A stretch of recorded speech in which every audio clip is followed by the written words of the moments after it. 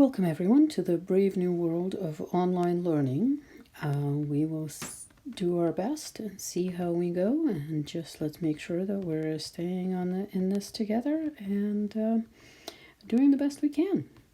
So the next section that we're going to be talking about in Math 114 is going to be the Algeblocks. So this is the set of manipulatives that you would have bought at the beginning of the course, and hopefully you have them with you. If you do, I do urge you to follow along with me. If you don't, then you can use these particular documents as templates, the way I'm using them, to help you learn about the Algeblocks. So Algeblocks is a set of blocks and 3 different kinds of mats, and also one of those X's, which is going to be our factor track as we get into multiplication. So let's take a look at some of these blocks that Algeblocks consists of. Whoops. Nope. All right. Okay. So we have 6 different kinds of blocks. So if we start trying to measure some of these blocks, we're going to see that this yellow block, the yellow rod, and the yellow square line up quite nicely, and in terms of width. And if we take the green one, the green block, that's going to line up quite nicely in terms of height. We may also notice that the green block, or the orange blocks work the same way. And they line up quite nicely here. And we may notice something special about the peach one. Well, this will line up nicely, and the height will line up nicely with the yellow one. It's very interesting. So if we know some of the measures of the rectangles, then we should be able to express some rectangles in terms of others. So let's see how we can do this. So for example, anytime we're measuring something, as with fractions in 1/12, we need to be able to identify the whole. So let's look at, oops, actually, I'm going to leave that one there. I'm going to grab another one.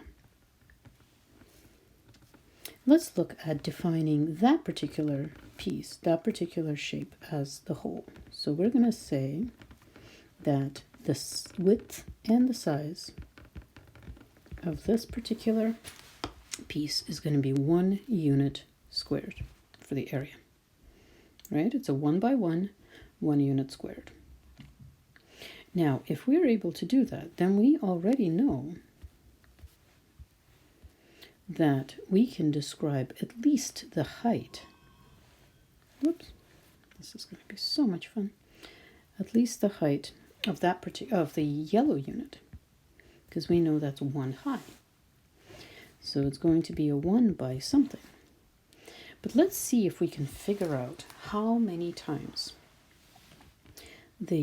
how many of these green units we need to line up. What do you think? I think maybe 3 or 4. Let's see. Let's zoom in and make sure that we do a good job lining these guys up.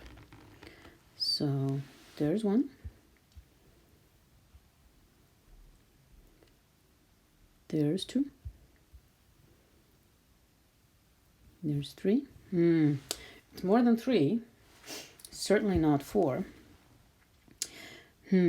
So we could try to say maybe 3 1/4, maybe 3 1/3, but we really don't know. And there's really no way to tell what this is going to be. So it's some kind of an unknown. So we don't know. Some kind of an unknown amount. Well, how do we express unknowns in algebra, if not by using variables? So I'm going to erase that, and I'm going to say that's going to be 1 by unknown. Or we can use a letter. 1 by what? Well, you could say X, you could say B for banana, you could pick any color, Y for yellow, you can pick any color you want. I'm going to pick a weird one. I'm going to say by G, 1 by G. In other words, it's going to be 1 unit by G units. So 1 times G is G, units squared. And I can send this guy back. Okay. So if, for example, we now have that if our green square is 1 by 1, and the length of the yellow rod is G, then we would know that our yellow rod is going to be G by 1 or G square units. Well, what then happens to the yellow square? Well, we know that it's the same width as the yellow rod and the same height as the yellow rod. It is in fact a square. So this is a G by G unit, G by G piece, or a G squared unit, squared piece. Well, how about, let's do the same for the orange rod. What is that going to be? Well, we have to find how many of the green ones we're going to need. You think it's 4? Maybe 5? Let's see. We know that it's going to be 1 unit to high. And let's see what we can do with the width. 1, 2,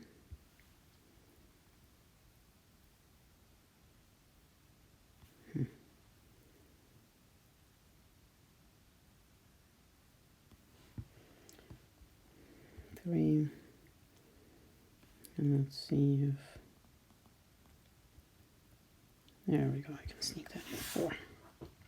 So it's a little more than 4.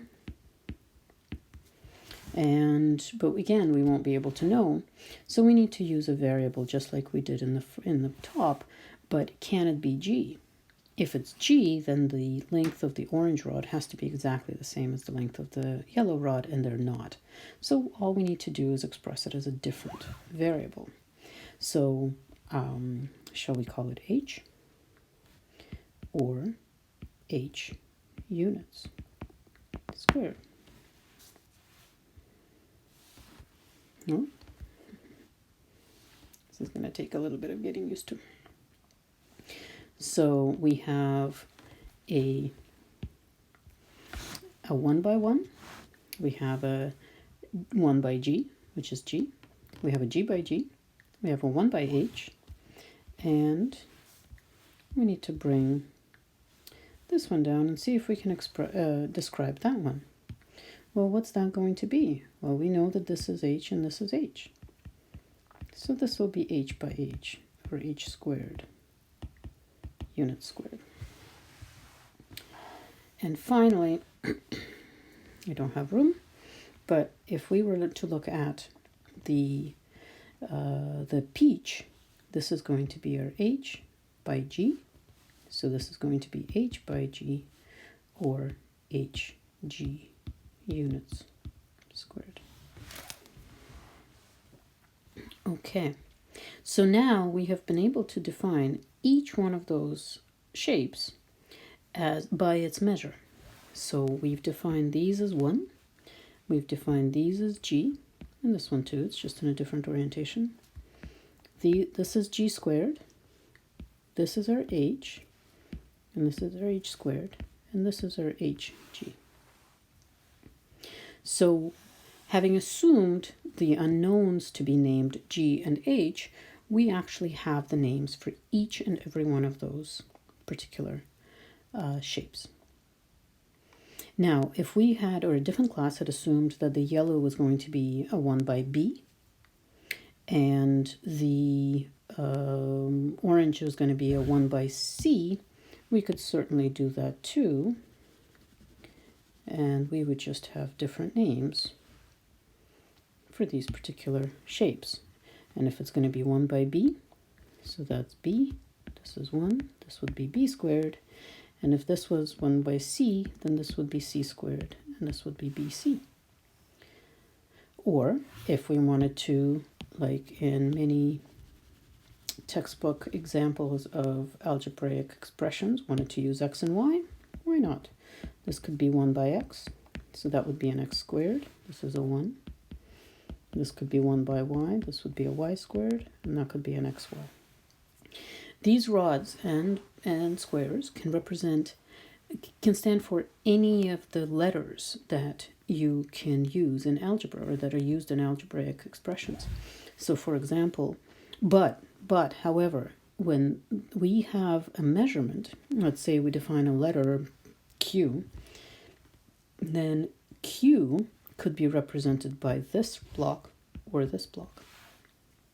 But it couldn't be represented by this block because that would be a Q squared, not a Q.